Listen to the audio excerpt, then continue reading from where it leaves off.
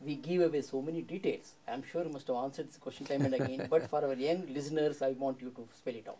Yeah, thanks very much for asking this question, because it's one of the oft repeated apprehension.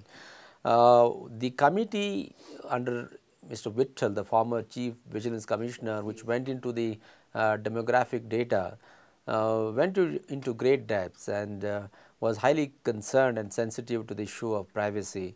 So it came out with the recommendation that we should capture as little demographics as possible. So they have prescribed only 4 fields, which includes, to repeat, name, the place of residence, the date of birth or the approximate age, and the gender. Now it is these 4 fields which constitute the demographics. So now these do not reveal any profile of a person. It does not reveal about a person's language or the state of origin. Don't even ask the language. We don't ask any You of have to these ask their things. mother tongue. Nothing we ask, because our fulcrum is the biometrics. Okay. We just ask for a limited demographics, because those who cannot be deduplicated based on biometrics may have to be subjected to demographic deduplication. The second thing to note is that the number that we generate is a random number. It is a dumb, unintelligent number. In some of the countries, looking at the number, you can make out what province he belongs to or what language he speaks. But in our case, we have consciously decided that it is going to be a random 12-digit number, and from the number you cannot make out anything about an individual. It does not reveal any profile. So we are very confident that the profile of a person would not be revealed, and therefore the privacy of a person would not be revealed.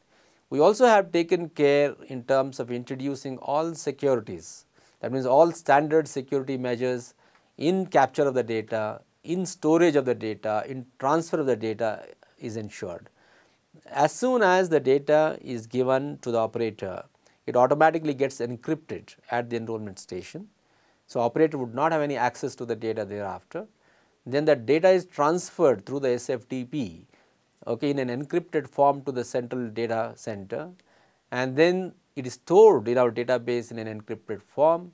And when we process, we take all care to ensure that our biometric service providers who actually deduplicate do not have access to any of the demographic data, and they also would not know whose packet it is, because the what is called an enrollment ID number, which is given to the resident at the time of capture, is not provided to the BSP or the biometric service provider. He gets only a reference number.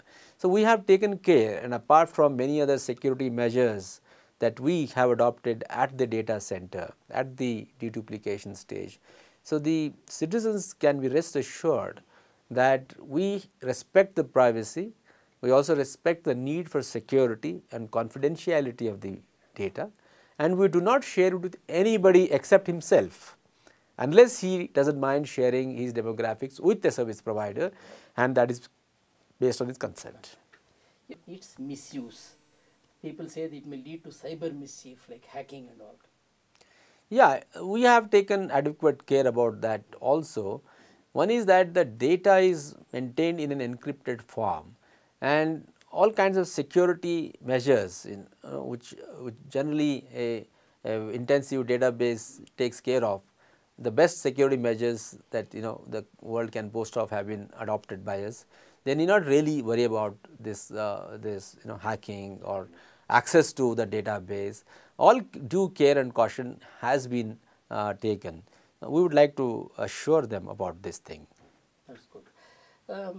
Can UID help in curbing corruption? Certainly. How then? This is one major step towards bringing in transparency. Now, the corruption happens at the point of interface between the citizen and a government functionary. Wherever there is human intervention, there is always an element of discretion. There is an authority that the government official wields to say yes or no, and that generates this corruption. So what we are now doing is that the various services that the citizen normally enjoys as an entitlement or as a right from the government would be ceded on to Aadhaar number, okay, and that is going to bring about a transparency in the way it is delivered.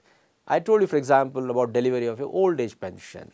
Now, because old age pension gets delivered through a human being, it may reach, it may not reach, and there can be always something to give and take.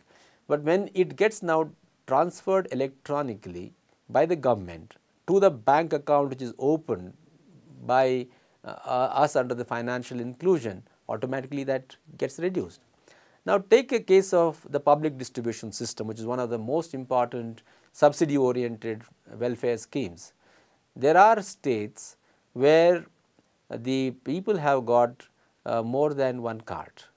There are people also with 40, 50, 60 ration cards, and simultaneously there are people who should get but have not got one card.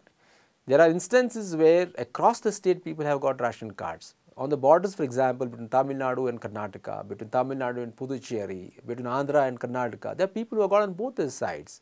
And with this, the state governments are losing huge amount of money in the form of subsidy, because where the entitlement is one, there are 10 guys getting it.